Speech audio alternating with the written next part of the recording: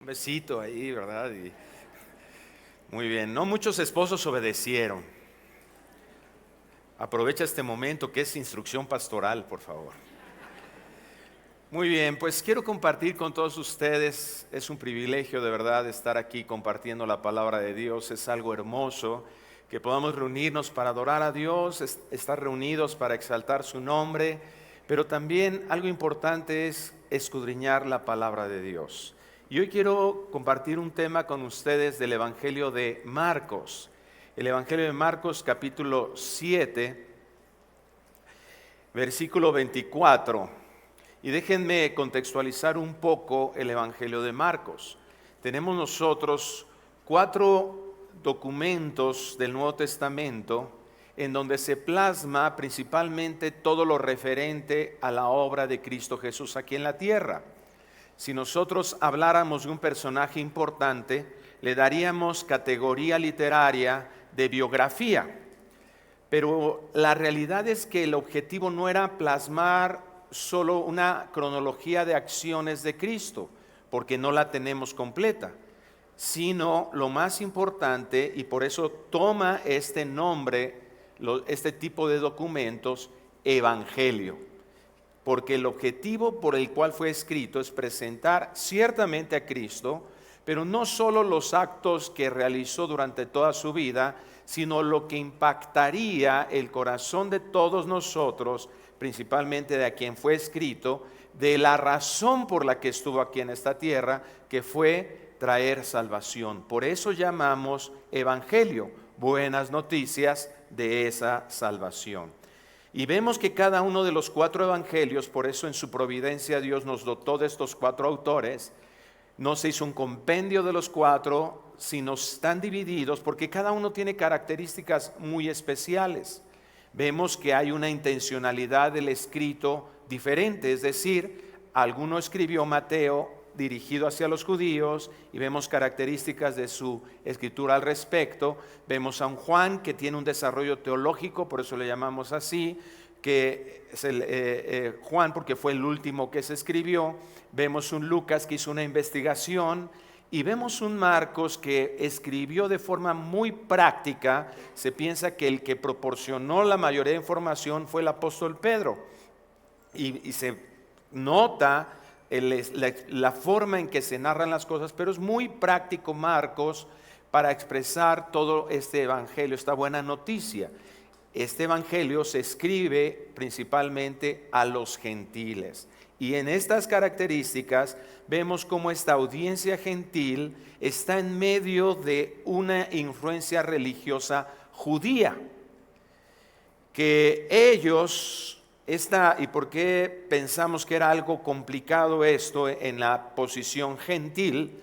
Que es alguien gentil, es alguien que no era hebreo, que no era judío, es decir, todos los seres en la mente israelita estaban ellos como judíos y todos los demás que no eran judíos y se les nombraba gentiles, de acuerdo a una ascendencia.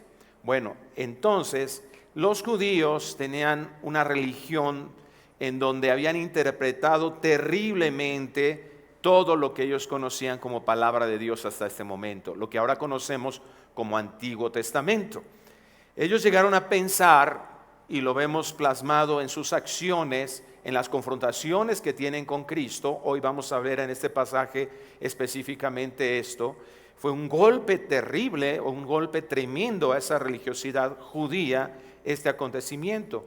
¿Cuál era el problema? Ellos llegaron a pensar que la salvación era exclusiva para los israelitas, que por el simple hecho, así lo llegaron a deducir y así lo llegaron a ellos a influenciarse unos con otros a través de sus rabinos, sus comentaristas bíblicos.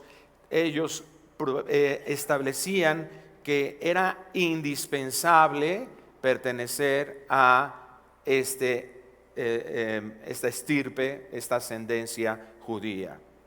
Inclusive aún aquellos que llegaron a creer en Cristo como el Mesías Salvador, era tan pesada la herencia religiosa que llegaban a considerar considerar que para ser salvos de la ira divina se tenía la necesidad de ser prosélito. Esta palabra significa una conversión al judaísmo. La iglesia, de hecho, en los primeros siglos se enfrentó, principalmente allí en Israel, se enfrentó a estas situaciones, lo que llamamos aquellos judaizantes, que decían, sí, tenemos salvación por gracia, lo cual era totalmente incongruente en esencia. Tenemos salvación por gracia, pero hay que cumplir la ley. Últimos años, últimas décadas, estamos viendo en muchas partes del mundo, mucho en nuestro país, este tipo de ideología, y que debemos de tener mucho cuidado para, como dije hace un momento, interpretar correctamente la Escritura. Este fue el entorno en el que se escribió el Evangelio de Marcos. El evangelista presenta ahora estas historias de gracia y de fe a gentiles, presentando la correcta interpretación del llamado de Dios a Israel, en el cual ellos iban a ser modelo de la maravillosa salvación de Dios, por esa gracia hacia todas las naciones. Y si somos observadores, ese es el mismo llamado que tenemos ahora nosotros como iglesia. Si podemos aplicar eso a nuestras vidas, como pueblo de Dios, aquellos que hemos sido receptores de esta gracia de Dios, que conocemos a este Dios bondadoso, ahora somos enviados a las naciones. Así he titulado el tema el día de hoy, enviados a las naciones. Y vamos a este Evangelio de Marcos, capítulo 7, versículo 24. Voy a leer del versículo 24 hasta el versículo 30. Dice así este Evangelio: levantándose de allí, se fue a la región de Tiro y de Sidón, y entrando en una casa no quiso que nadie lo supiese, pero no pudo esconderse. Porque una mujer cuya hija tenía un espíritu inmundo, luego que oyó de él, vino y se postró a sus pies. La mujer era griega y sirofenicia de nación, y le rogaba que echase fuera de su hija al demonio. Pero Jesús le dijo: deja primero que se sacien los hijos, porque no está bien tomar el pan de los hijos y echarlo a los perrillos. Respondiendo a ella, le dijo: sí, Señor, pero aún los perrillos debajo de la mesa comen de las migajas de los hijos. Entonces le dijo: por esta palabra, ve, el demonio ha salido de tu hija. Y cuando llegó ella a su casa, halló que el demonio había salido y a la hija acostada en la cama. Le voy a suplicar que cerremos nuestros ojos. Me voy a permitir hacer una oración. Padre, te agradecemos que nos hayas provisto de tu palabra. Hoy hemos leído esta porción y queremos pedirte que tú hables a nuestro corazón. Queremos pedirte, Dios, que se cumpla el propósito de nuestras vidas, de nuestro matrimonio, de nuestra familia, de nuestra iglesia, de que todos nosotros, de forma personal o en comunidad, te glorifiquemos. Que todos nosotros podamos comprender la manera en que tú nos hablas, para que ahora mostremos quién eres tú en todas las áreas de nuestras vidas.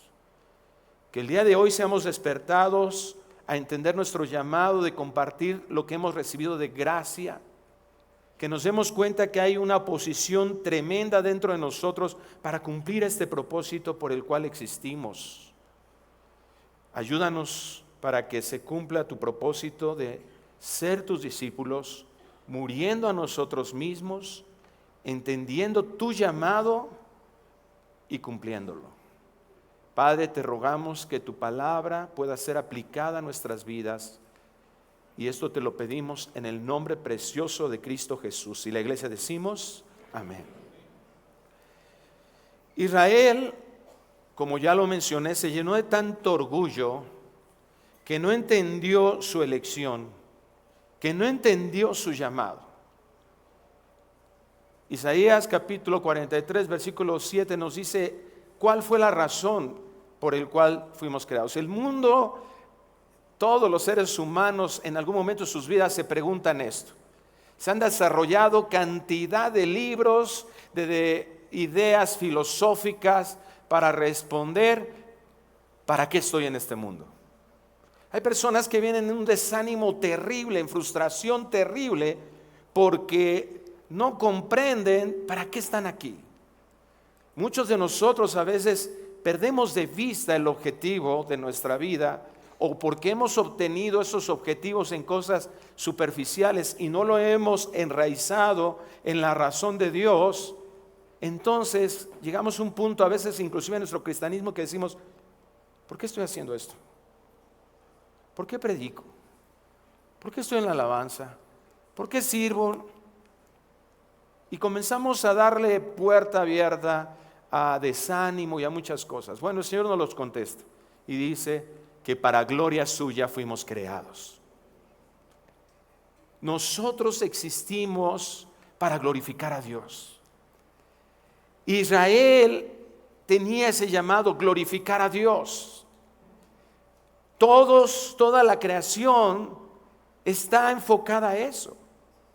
Sin embargo, tenemos que reconocer que cuando el pecado entró a nuestras vidas, fuimos afectados profundamente. La carne ahora, el pecado en el ser humano tiene un objetivo: ser reconocido. La carne desea demasiado el reconocimiento. La carne desea ser aplaudida. Y cuando no recibimos eso, nos entristecemos, nos enojamos, nos frustramos, abandonamos, porque estamos esperando eso en nuestras vidas. Israel fue tan engañado en este sentido que ellos llevaron esto a un grado de exclusividad. Mira en Hechos capítulo 11, versículo 1, cuando reciben esta noticia los judíos acerca de lo que el evangelio estaba pasando, cómo estaba transmitiendo, y la obra de Dios, la soberanía de Dios empezaba a traer gente a salvación. Dice Hechos 11:1: oyeron los apóstoles, los hermanos que estaban en Judea, es decir, judíos, estaban ahí, principalmente había judíos, que también los gentiles habían recibido la palabra de Dios. Tú y yo sabemos qué sucede cuando un pecador se arrepiente, ¿verdad? Lo decimos cada vez. ¿Qué pasa? Hay fiesta en el cielo, hay gozo en el reino de los cielos. Si en el cielo hay gozo, nosotros deberíamos de tener gozo. Pero mira lo que pasó. Y cuando Pedro subió a Jerusalén, disputaban con él los que eran de la circuncisión, diciendo: ¿por qué has entrado en casa de hombres incircuncisos y has comido con ellos? Esto parece sorprendente. Cada vez que leemos historias, no se le ha pasado, pero hay momentos en que leemos este tipo de historias de los fariseos, de los judíos, de personas que pecan, de Sansón, por ejemplo. Dices: qué tonto Sansón. ¿No te ha pasado? Qué bruto. ¿Cómo? Oye, además las judías estaban bien guapas. Y saliendo allá, ¿y por qué, verdad? Sus papás le decían, ¿por qué? Y decimos Sansón, y me terminó así. Volteamos con los judíos y decimos, pero de alguna manera, como iglesia, llegamos a un punto de caer de esta manera. En esta semana un hermano me invitó a desayunar. Estábamos platicando de eso y me decía: no, yo ya me di cuenta que lo que me ha pasado es porque yo, ¿verdad?, iba a la casa de mi cuñado y ahí tenía una santa muerte y yo participando de eso. Yo me le quedaba viendo así. Y yo le decía: oye, ¿y cuál era el pecado? ¿Adoraste a esa imagen? ¿Te inclinaste hacia ella? Me dice: no. Entonces, ¿cuál es el pecado? Y lo llevé a Romanos capítulo 10, donde dice: oye, el que invocar el nombre del Señor, ese será. Pero luego hace una pregunta: ¿y quiénes serán enviados para que ellos les invoquen? Conozco muchos cristianos que piensan que ir a la fiesta del bautismo de su sobrina les va a contaminar. Ver su serie favorita, no.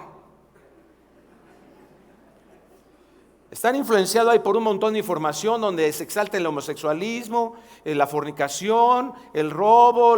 No. La pregunta es, ¿y quién va a ir? Aquí Dios envió a unos, y los que envió y se convirtieron y recibieron el evangelio, y los otros dijeron: ¡ay, cómo puede ser! Yo entiendo que hay situaciones específicas, ¿verdad? Si tú tuviste un problema de alcoholismo, pues tampoco te vas a ir a la cantina, ¿verdad? Porque seguro vas a regresar flameadito. Hay que tener ciertos cuidados. Pero hemos satanizado completamente eso. ¿Cómo? ¿Por qué? O sea, yo le explicaba, ¿cuál fue el pecado? ¿En qué pecaste? Yo creo que hay otras cosas que ni siquiera te das cuenta cuando empiezas a ver solo lo aparente, solo lo superficial. ¿Quién les va a hablar? Fíjate, a los judíos no solo les parecía imposible la salvación, sino veían a esas personas como un elemento, un medio de contaminación para ellos.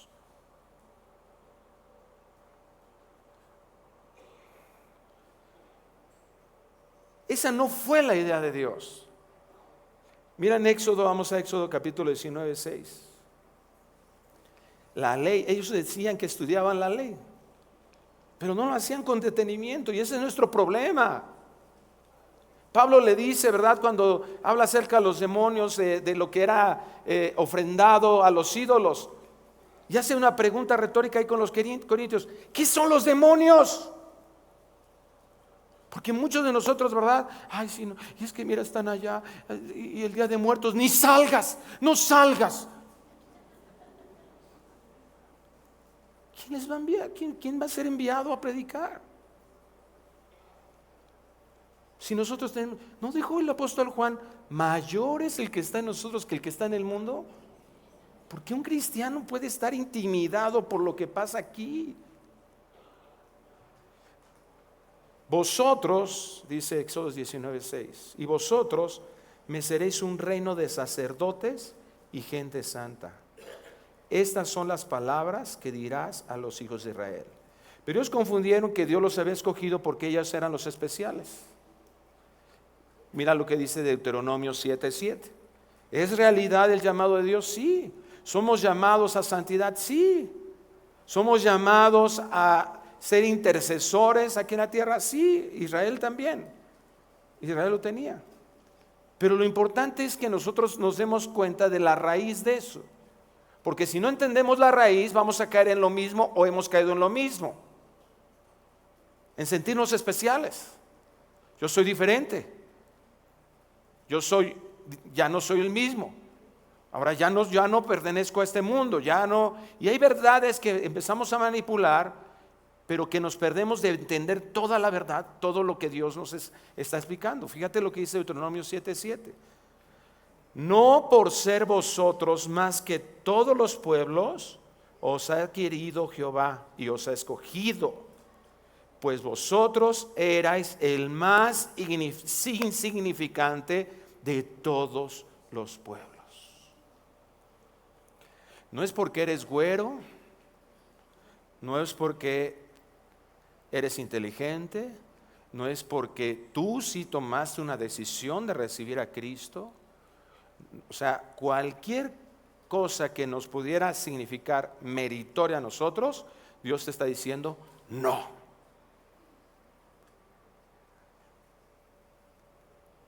Cuando nosotros no entendemos esto, que Dios soberanamente mostró su gracia hacia nosotros, no es porque nosotros seamos especiales, es porque Dios es especial. Es porque Dios es maravilloso. Pero traemos una influencia completa de un mundo carnal, de un mundo que nos está invitando, nos está alentando a eso. Tú puedes, tú lo puedes lograr, esfuérzate, te mereces eso, etcétera, etcétera. Mira, tengamos tanto cuidado. Ahora que entendemos nosotros lo que es la gracia de Dios, tengamos tanto cuidado de utilizar esa palabra merecer. Porque comenzamos a pensar que lo que merecemos o lo que no merecemos. Y eso empieza a guiar a nuestras vidas. Cuando nosotros empezamos a navegar en el ambiente del merecimiento, nos estamos olvidando de lo más maravilloso que hemos recibido, la gracia de Dios. Romanos 11:6 lo dice: si es por obras, no puede ser gracia. Porque si es gracia, no tiene nada que ver tu obra. Entonces es tan importante. No fue por nosotros. Efesios 1, ¿verdad? Lo dice, por el puro afecto de su voluntad. Entonces, Dios es suficiente, Él no necesita nada. Nosotros no hacemos mejores a Dios. Nosotros no podemos hacer perfecto a Dios. Él ya es perfecto, Él está completo en sí mismo.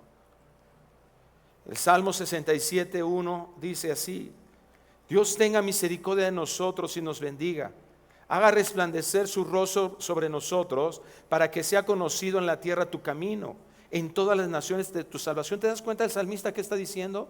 Este era el llamado de Israel. Pero ellos empezaron a sentirse los especiales. Y al sentirse los especiales solamente estaban: ¿qué voy a recibir? ¿Qué me van a dar? ¿Qué tengo que?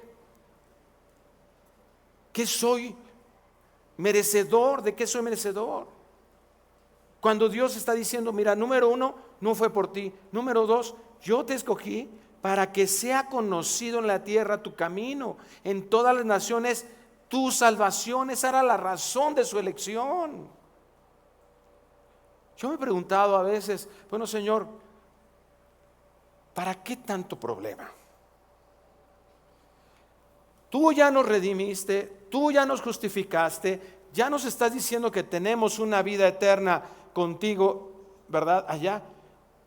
¿Por qué no te has preguntado todo eso? ¿Por qué no nos salva el Señor? Nos da chance 24 horas para despedirnos de todo y vámonos. Y ya se acabó la bronca, ¿no? Paren esta pelea. No, porque hay una razón de Dios: glorificar a Dios. Dios nos da el hermoso privilegio de mostrar, eso es glorificar a Dios, de mostrar sus virtudes, de mostrar quién es Él a través de nosotros. Por eso es tan grave que nosotros estemos aceptando interpretaciones equivocadas de la Biblia, del quién es Dios, porque muchas de esas interpretaciones están secularizadas. ¿Qué significa eso? Que estamos obteniendo conceptos de algo que no es Dios y que creemos que eso es lo que tenemos que vivir aquí. Por ejemplo, he escuchado a personas que utilizan el concepto de amor que no tiene nada que ver con el concepto de amor de la Biblia. Y entonces un amor sentimental, por ejemplo, que no es el amor de la Biblia, y le dices, ¿verdad? Bueno, pues Dios te pide que ames a tu esposa.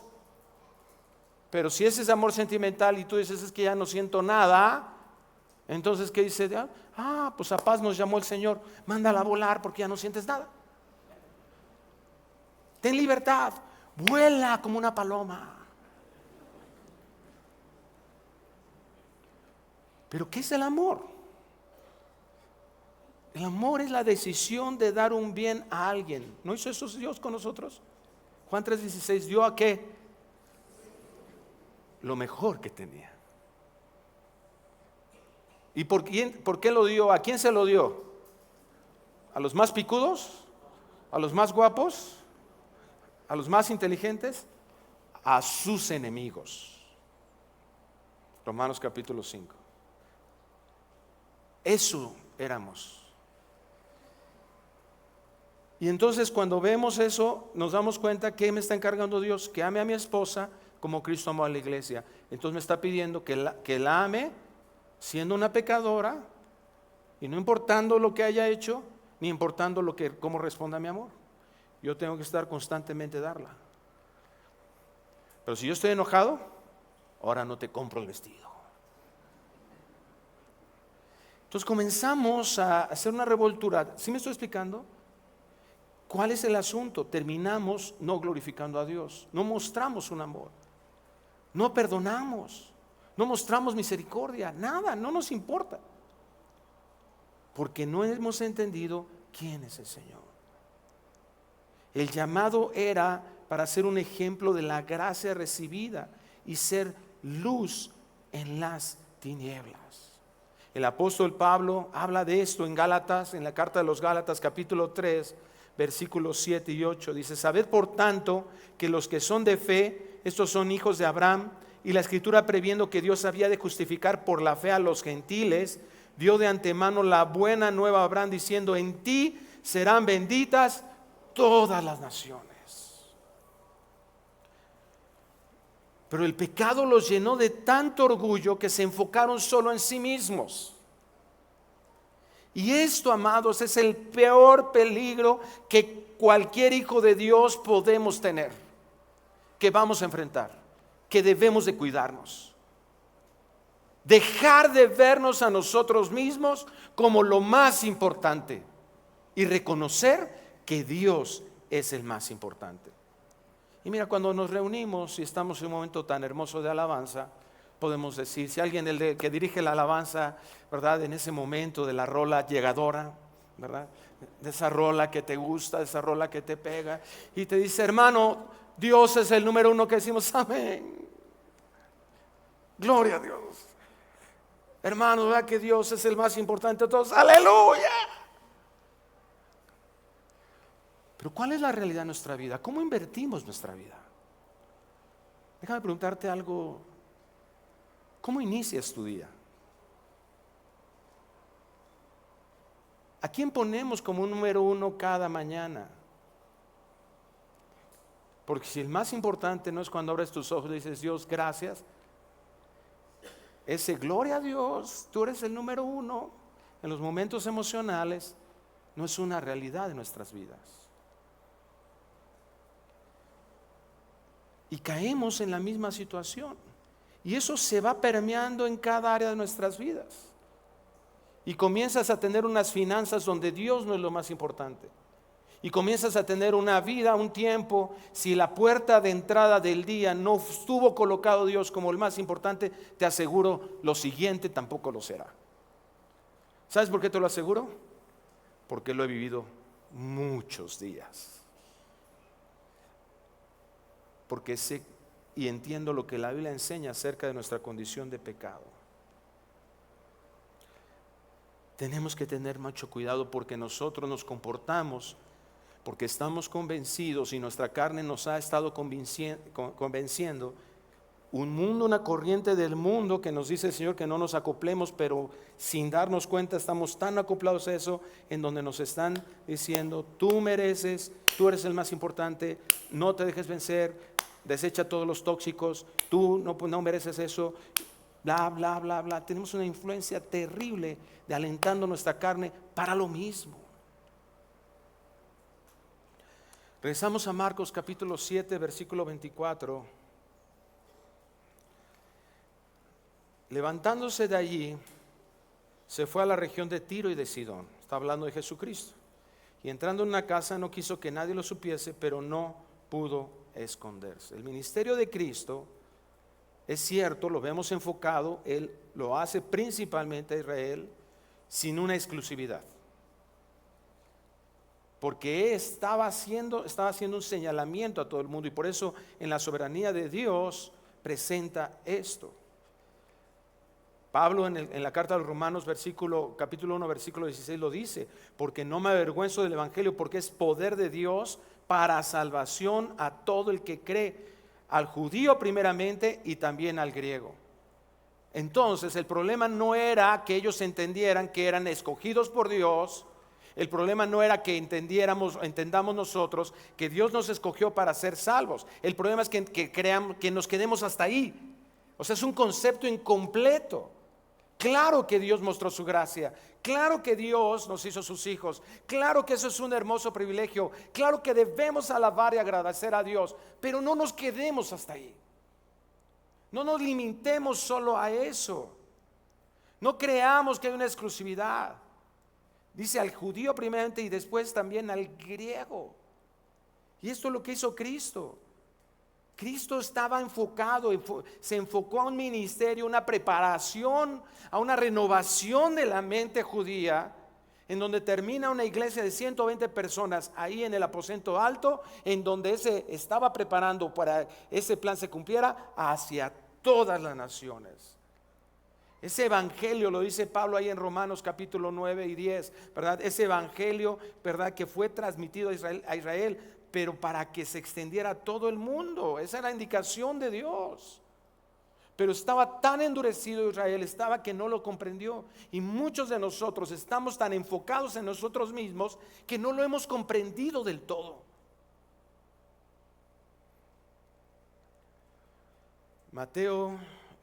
Marcos sigue diciendo, versículo 25, porque una mujer cuya hija tenía un espíritu inmundo, luego que oyó de él, vino y se postró a sus pies. La mujer era griega y sirofenicia de nación, y le rogaba que echase fuera de su hija al demonio. ¿Sabes que si Jesús hubiera sido Jonás, se voltea? Jonás ve a Nínive, ¿qué hizo Jonás?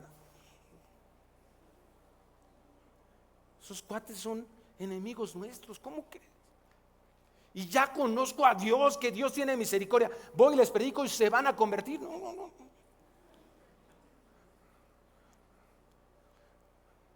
Predicarle a mi padrastro que fue un desgraciado conmigo, a mi papá que me abandonó. ¿Qué pasó? No. A ese vecino, ese ya está en el infierno por fe.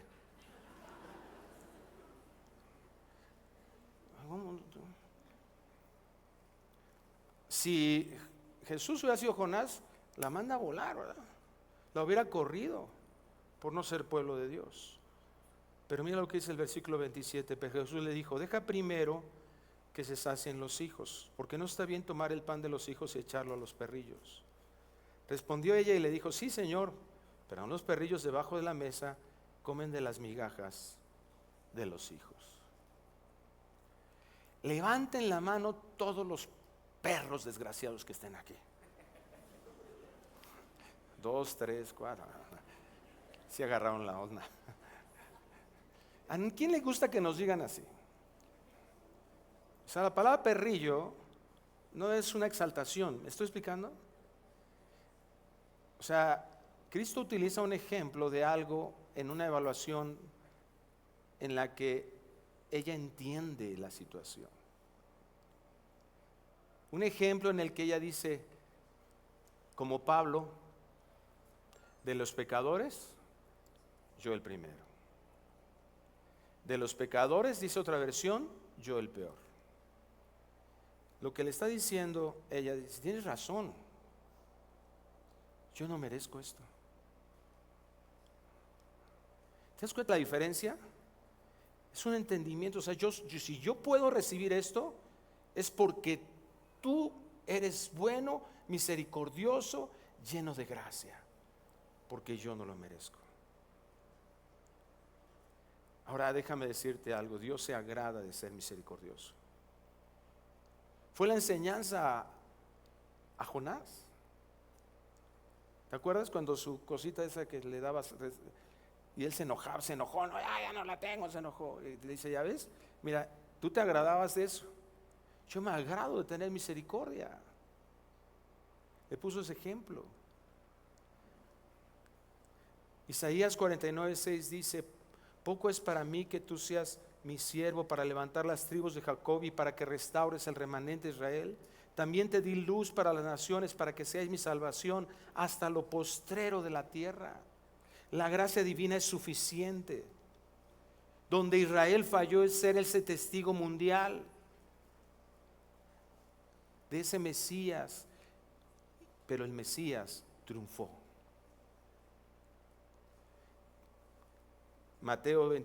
Marcos 7:29 dice, entonces le dijo a esta mujer, Jesús le responde, por esta palabra, ve, el demonio ha salido de tu hija. Y cuando llegó a su casa, halló que el demonio había salido y a la hija acostada en la cama.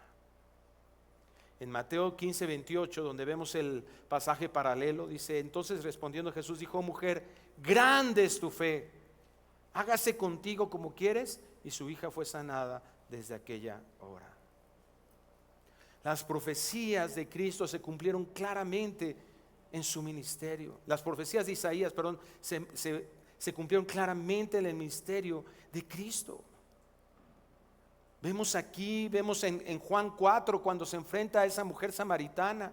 Esas mujeres que en donde no tan solo por su condición étnica, porque los judíos puros, vamos a decirlo así, que no se habían mezclado con otras razas, despreciaban a los samaritanos porque ellos sí permitieron esa combinación, se casaban con gentiles, se relacionaban con gentiles, entonces los veían como al feo. Entonces por eso los samaritanos no se llevaban bien con los judíos. Pero además, dentro de los samaritanos estaba esta mujer que era despreciada por su condición, por su pecado. Y esa situación, ¿verdad?, la hacía que fuera solita en el peor día, en la peor hora del día, ir a sacar agua para su casa. Entonces, dentro de los despreciados, la más despreciada, y con ella habla Cristo. Y ella es salvada. Y ella de forma inmediata dice que fue a su pueblo a predicarles todas las cosas, vinieron y muchos fueron salvados. O sea, fue la evangelista de los samaritanos en ese instante. Vemos aquí una diferencia. A Cristo, ahora haciendo entender que la salvación no era exclusiva. ¿Dónde se originó esto? En el pensamiento personal de sentirme yo importante. Ese es el estorbo más grande que tenemos. Eso es a donde Dios nos está llevando y donde tenemos que decir, a ver, todo lo que nos está sucediendo tiene ese enfoque. Cristo no le importó. ¿Te recuerdas cuando regresaron los discípulos que fueron a conseguir comida? Regresan y cuando ven a Cristo hablando con ella, ¿qué pasó? Se sorprendieron. Es sorpresivo para muchos, pero es lo que tenemos que hacer. ¿A quiénes va a enviar el Señor? ¿Quiénes van a ser enviados? Tenemos tanto miedo. Pues ¿sabes por qué tenemos tanto miedo? Porque nos amamos demasiado. Oye, es que cómo voy a ir ahí a esa colonia tan terrible, ahí asaltan, ahí matan. ¿Por qué tenemos tanto miedo de eso? Porque nos amamos demasiado. ¿Sabes que los mártires en el cielo van a tener una vestidura especial? En Apocalipsis habla de que los mártires van a tener una vestidura blanca, que es en ese contexto de la mente judía, es una vestidura especial. O sea, lo que nos está señalando el Señor es que morir por Cristo es un grande privilegio. ¿Qué es lo que no nos está animando a hacer eso? ¿Qué es lo que nos está impidiendo hacer eso?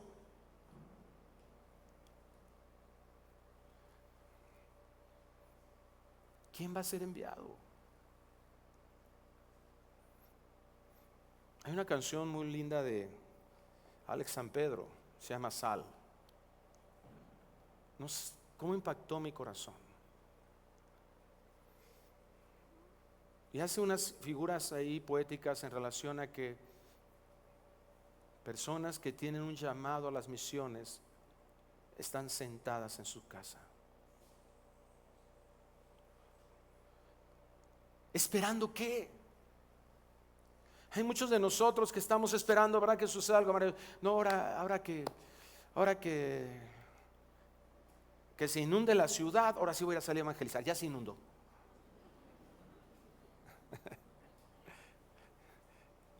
Estamos esperando que suceda algo sobrenatural y pensamos, no, si el chofer del Uber me pregunta mi nombre, entonces sí le voy a evangelizar, sí le voy a hablar.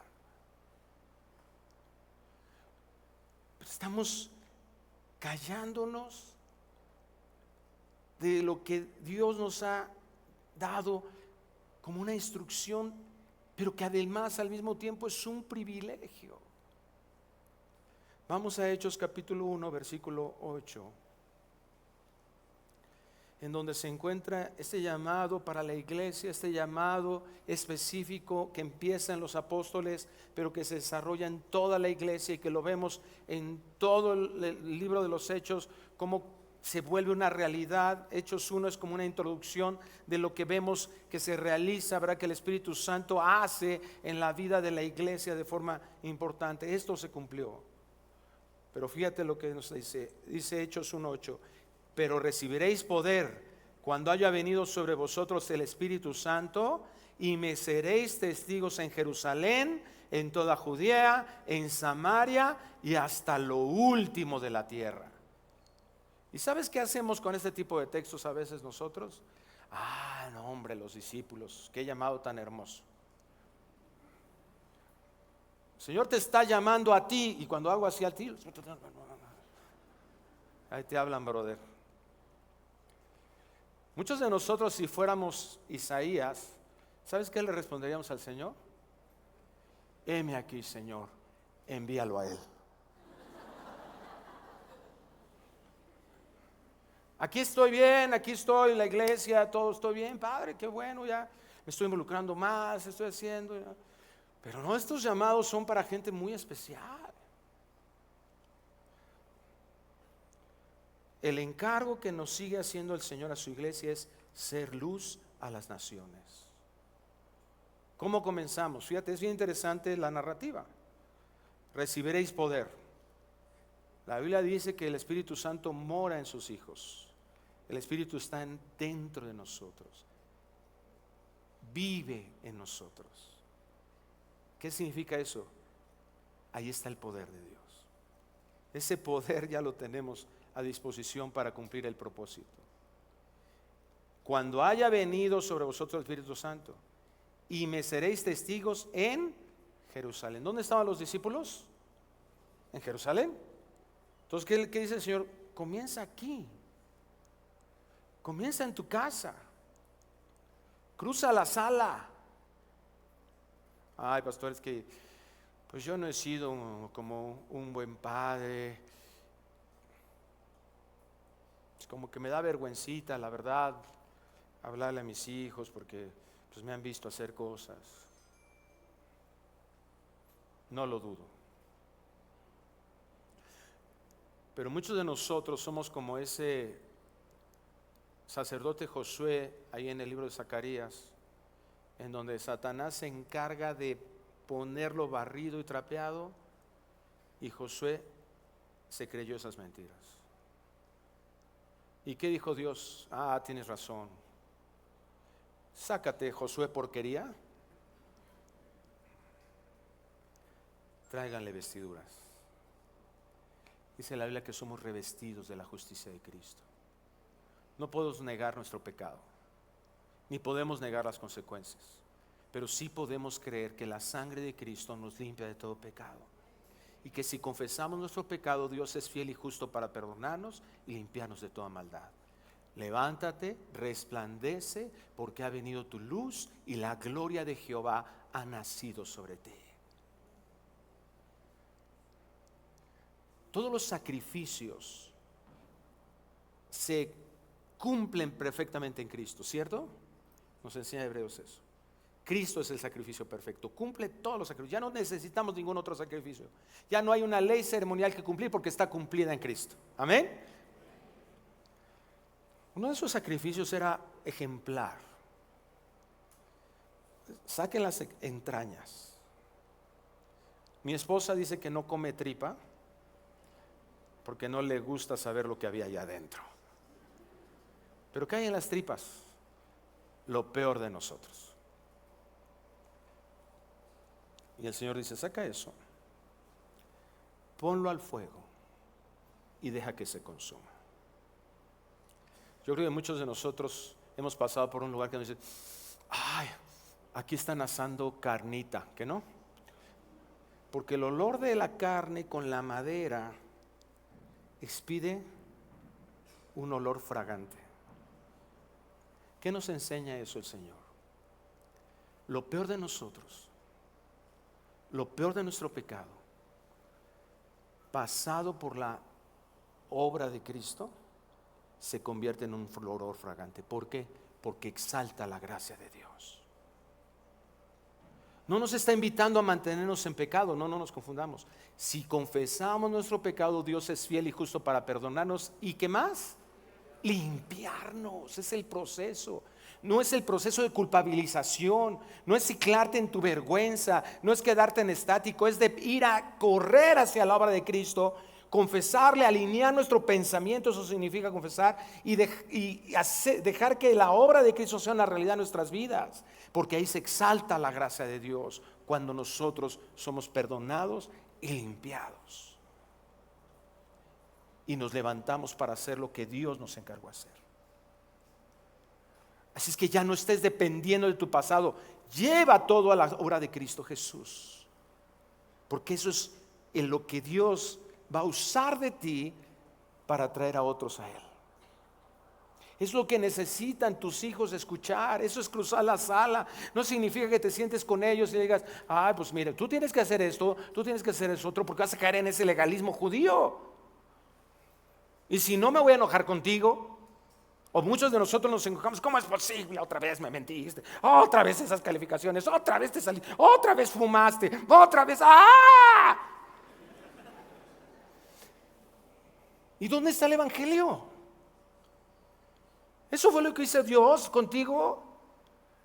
No, la sangre de Cristo está ahí, totalmente dispuesta ante el altar celestial, para que nosotros confesemos y ese lavamiento sea una realidad de nuestras vidas. Es el proceso, la santificación en nuestras vidas progresiva, es la forma en que realmente estamos ciclando y dependiendo, no, soy una porquería, soy esto, sí, sí.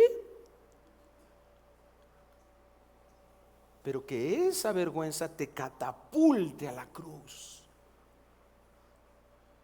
porque vas a hablar de eso, porque es lo que va a ser exaltable, la obra de Cristo, Cristo mismo. Tu hijo no necesita ya que es que tú hiciste esto. No, a ver, ¿por qué hiciste esto, hijo? ¿Te das cuenta? Mira, a mí me ha pasado, yo lo he vivido, y solo la gracia de Dios ha hecho una diferencia. Y lo invitas a creer en el evangelio. Usas el evangelio y hace una diferencia tremenda. Pero como tenemos ese concepto del mérito, esa influencia, es que si yo no hago esto, y yo no he hecho esto, y ya no he logrado esto, entonces mejor no lo hago y no atravieso la sala. Ser testigo en Jerusalén, cruzar la sala, cruzar la calle para hacer luz ahí en tu casa, en tu vecindario. Comienza con tu familia, predícales el evangelio. Deja, si están bailando Juana la Cubana, ¿qué importa? Tú predícales hasta que te alucinen. Eso le pasó a un amigo me estaba platicando, es que ya no me quieren invitar a sus fiestas. Bueno, eso es diferente. Mi cuñado me está reclamando, ay, ¿para qué vienes? Pues me está preguntando, su sobrino le estaba preguntando del evangelio y el otro se enojó. Amén. Eso es ser vituperado por Cristo, eso es sufrir por Cristo. Que te digan, ¿verdad? El padrecito Amaro, ¿qué importa? Ay, cristianismo, ¿qué? Pero nos amamos. ¿Sabes por qué no queremos pasar eso? Y encontramos tan cantidad de argumentos al respecto. Porque no queremos sufrir, porque no queremos perder. Porque nos sentimos tan importantes, tan especiales. Regresamos al punto, si no morimos a eso, no se puede lo demás. En toda Judea hay que salir. Hay lugares en nuestro país.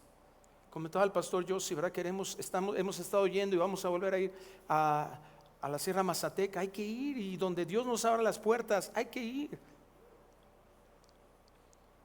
Pero no puede ser una labor de 2 o 3, es una labor de la iglesia. Es una labor en la que todos nosotros, que Dios va a levantar a aquellos que van a ser enviados como misioneros dentro de nuestro país, para ir a esos lugares donde se necesitan pastores, donde se necesitan personas que estén capacitadas para estar predicando el evangelio y hacer crecer la iglesia. Dispuestos a renunciar a la comodidad como Cristo renunció a su gloria. Amamos tanto nuestra casa, ay, nuestra comodidad. Es que yo no, si no tengo mi colchón, no puedo dormir. Ay.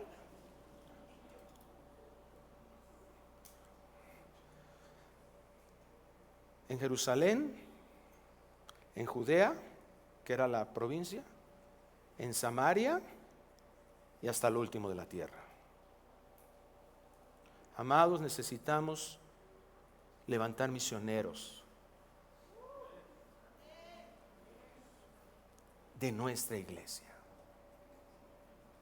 Necesitamos levantar personas que estén dispuestas a decir: yo renuncio a los tacos. Eso sí es sacrificio vivo, ¿verdad?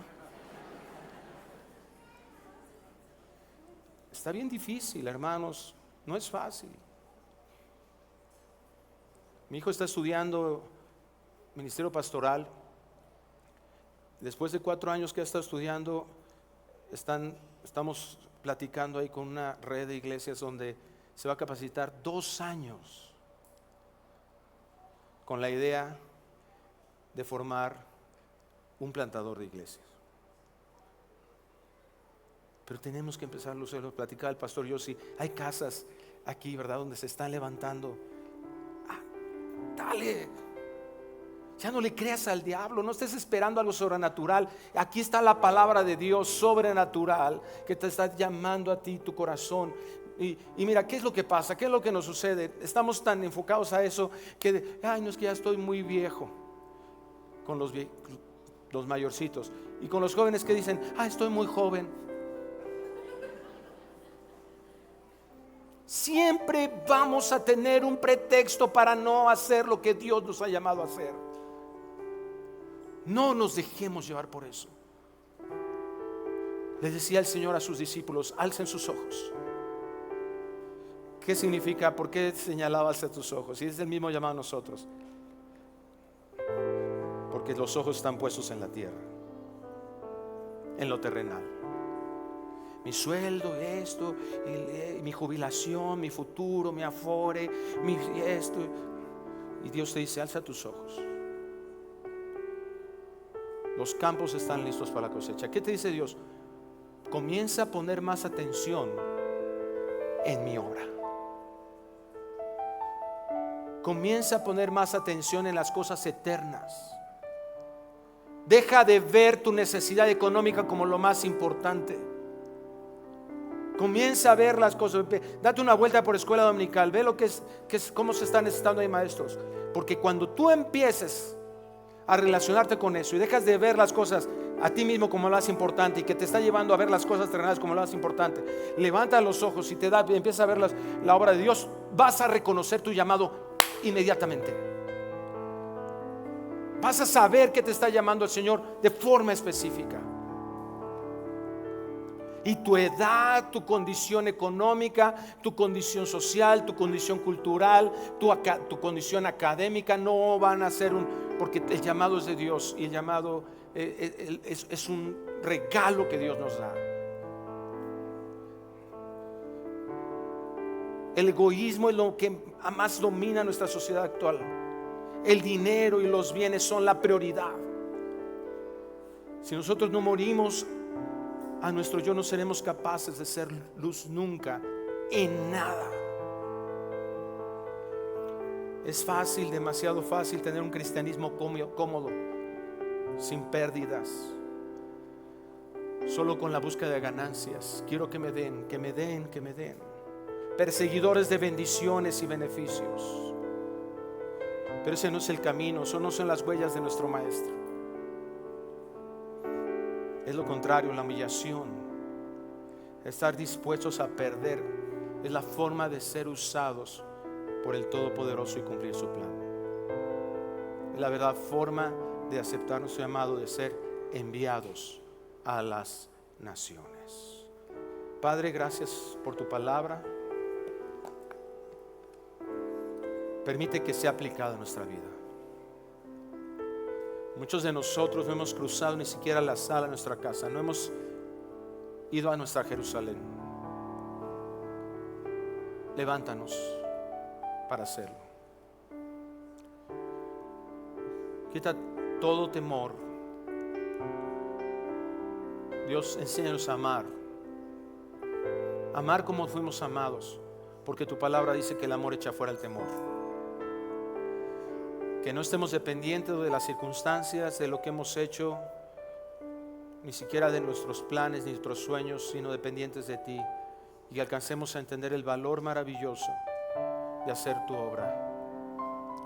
Ayúdanos a hacer una iglesia que siga preparándonos, se siga preparando. Bendecimos este proyecto, Padre, que nació en el corazón de nuestro pastor Yoshi, esta casa de formación, este instituto de formación misionera, Padre. Eso ha estado en el sueño de muchas personas en la iglesia.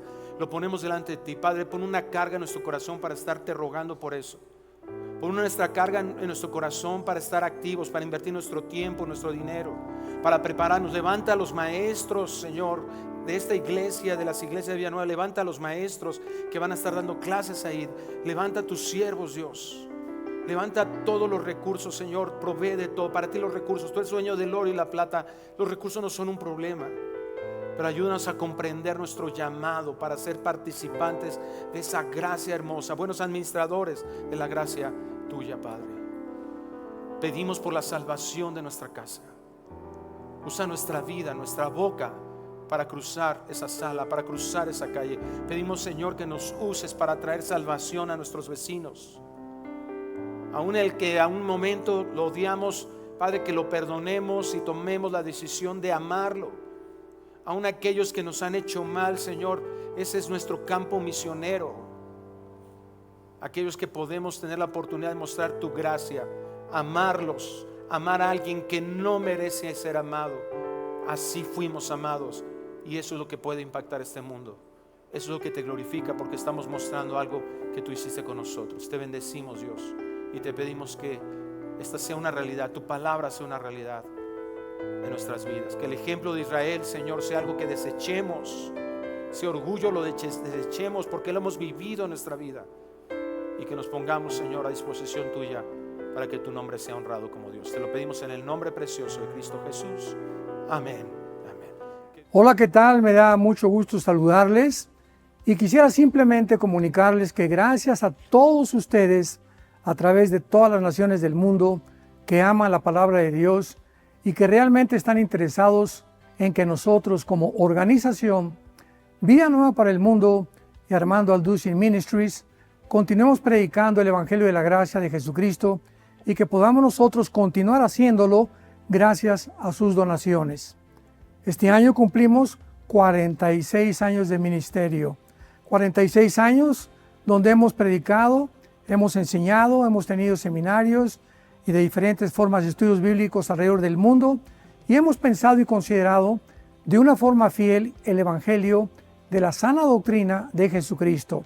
Nosotros, con todas estas donaciones, tenemos que sostener pastores, misioneros, obras, equipos de televisión y aún continuamos buscando la manera de poder elevar este ministerio. Hasta este momento quiero que ustedes estén enterados que no tenemos una sola propiedad como organización y así hemos trabajado durante 46 años porque le damos la importancia a la evangelización, a las misiones y también a los hombres de Dios para levantar más pastores. Le damos las gracias y que pueda Dios con su gracia tocar sus corazones y que puedan ustedes invertir en un terreno donde es fructífero, porque creemos que ha producido bastante buen fruto para la gloria de Dios.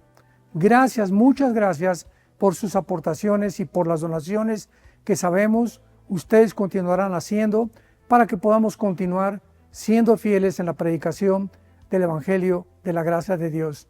Que Dios les bendiga.